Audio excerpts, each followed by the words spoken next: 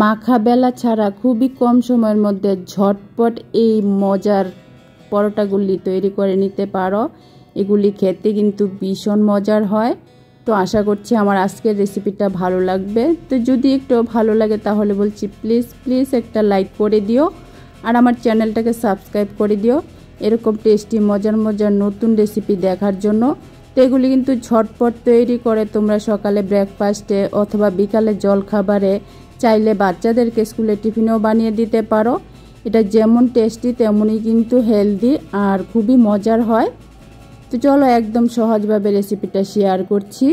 তো পরোটা বানানোর জন্য এখানে আমি ছোটো বাটির 1 বাটি আটা নিয়েছি, তোমরা চাইলে ময়দা দিয়েও করতে পারো। তো এখন দিয়ে দিচ্ছি পরিমাণ মতো লবণ, তারপর ঝালের জন্য দিয়ে দিচ্ছি এখানে আধা চামচ চিলি ফ্লেক্স, তোমরা চাইলে ঝাল লঙ্কার গুঁড়া অথবা কাঁচা লঙ্কা কুচি দিতে পারো। এখন দিয়ে দিচ্ছি ছোটো সাইজের একটা পেঁয়াজটা আমি কুচি কুচি করে কেটে দিয়েছি। তারপর দিয়ে দিচ্ছি 1 চামচ আদা রসুন বাটা। তো এখন নিয়েছি 1 চামচ কেসুরি মেথি। তারপর দিয়ে দিচ্ছি আধা চামচের থেকে কম গরম মশলার গুঁড়া। কালারের জন্য দিয়ে দিচ্ছি সামান্য একটু হলুদ। এখন নিয়েছি একটা মিডিয়াম সাইজের সিদ্ধ করা আলুটাকে আমি গ্রেট করে দিয়ে দেব। এভাবে গ্রেট করে দিলে কিন্তু আলুর কোনো বড় অংশ থাকে না, তার জন্য এখানে আমি গ্রেটার দিয়ে গ্রেট করে নিচ্ছি। তো ভীষণ কিন্তু মজার হয়, ঝটপট তৈরি হয়ে যায়। এটা খেতে যে কত মজার হয় তোমরা বানিয়ে না খেলে বুঝতে পারবে না, তার জন্য বলছি সম্পূর্ণ ভিডিওটা দেখো, ভীষণ ভালো একটা রেসিপি। তো দেখো আলুটা গ্রেট করে নেওয়ার পর এখন আমি হাত দিয়ে সব কিছু ভালো করে মিশিয়ে নিচ্ছি। তো সব কিছু মিশিয়ে নেওয়ার পর এখন জল দিয়ে অল্প অল্প করে জল দিয়ে এটাকে গুলে নিতে হবে। তো দেখো এখানে আমি নর্মাল জল নিয়েছি, ঠান্ডা বা গরম জল নেইনি, নর্মাল জল দিয়েই আমি এই আটাটাকে গুলে নেব। তো অল্প অল্প করে জল দিয়ে ব্যাটারটা তৈরি করে নিতে হবে যাতে আটার কোনো দলাংশ না থাকে। তো তার জন্য কিন্তু এখানে অল্প অল্প করে জল দিয়ে ব্যাটারটা তৈরি করে নিতে হবে। তো একটু পাতলা করেই কিন্তু ব্যাটারটা তৈরি করে নিতে হবে। তো বেশি ভারী করলে কিন্তু পরোটাগুলি খেতে ভালো হয় না। তো দেখো ব্যাটারটা কিন্তু আমার তৈরি করা হয়ে গেছে। তো এখন আমি দেখিয়ে দিচ্ছি কীরকম করে আমি ব্যাটারটা তৈরি করেছি। তো দেখো একটু পাতলা করেই কিন্তু ব্যাটারটা আমি তৈরি করে নিয়েছি। তো তোমাদের হাতে যদি সময় থাকে তাহলে 5 মিনিট রেস্টে রেখে দিতে পারো, তাহলে ভালো হয়। তো আমি কিন্তু কোনো রেস্টে রাখিনি, সাথেই বানিয়ে নিচ্ছি। তো কড়াইয়ে বসিয়ে দিয়েছি গ্যাসের চুলায়, বসিয়ে তারপর একটু ঘি ব্রাশ করে নিচ্ছি। তো তোমরা চাইলে ঘিয়ের পরিবর্তে তেল অথবা বাটারও দিতে পারো।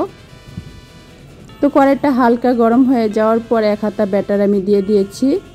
তো কড়াইটা যদি বেশি গরম হয়ে যায় তাহলে কিন্তু এভাবে ছড়াতে অসুবিধা হবে, তার জন্য কড়াইটা হালকা গরম অবস্থাতে ব্যাটারটা দিয়ে দিতে হবে।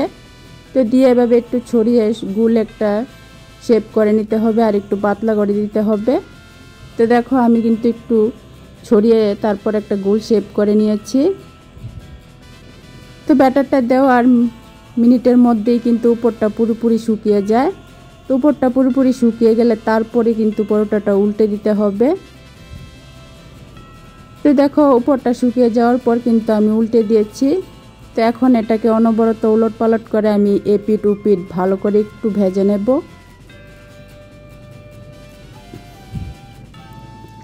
তো এভাবে চাপ দিয়ে পরোটাটা ভাজলে খুব সুন্দর করে কিন্তু ফুলে ওঠে। তো এভাবে কিন্তু একটু চাপ দিয়ে পরোটাটা উলট পালট করে ভেজে নিতে হবে।